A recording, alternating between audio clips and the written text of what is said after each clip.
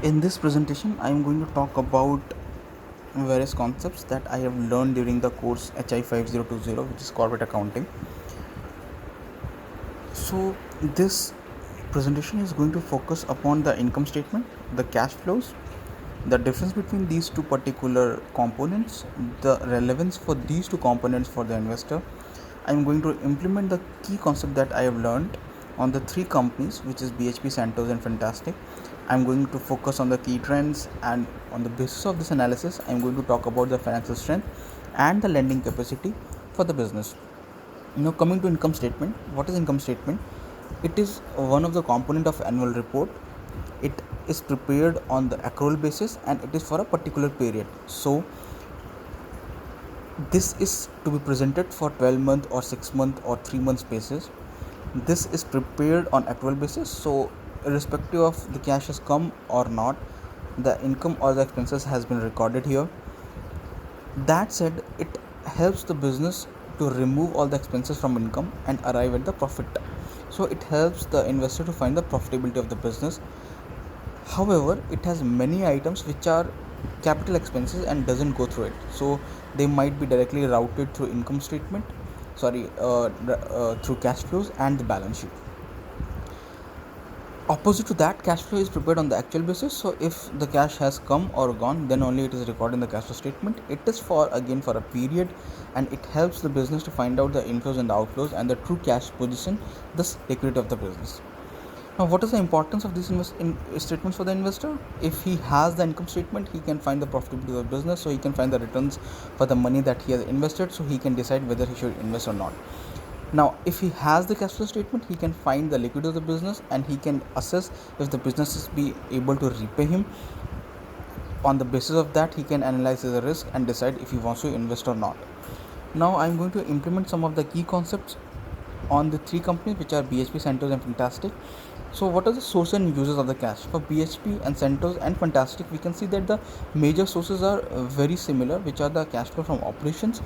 If they have investment, so they might receive dividend. If they have cash which has been invested in various form of assets, then they might receive the income on them.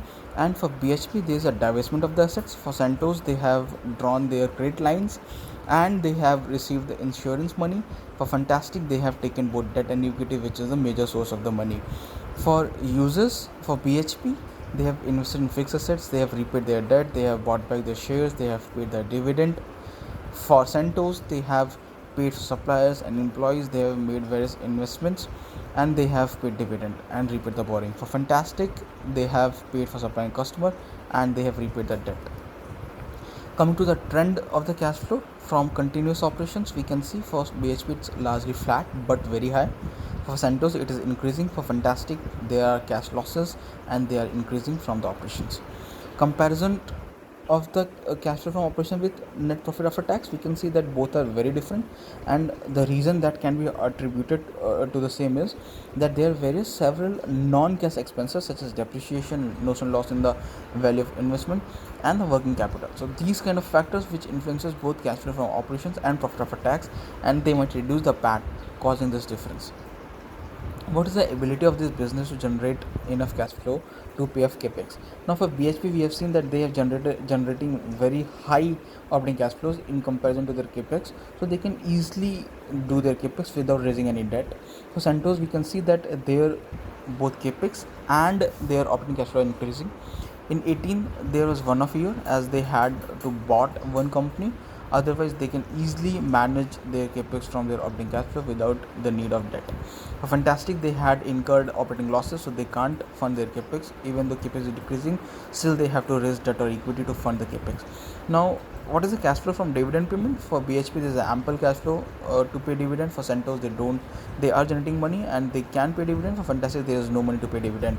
Now, what are they doing with their excess cash and financing? For BHP, they are not making very large investment, but they are repaying their debt.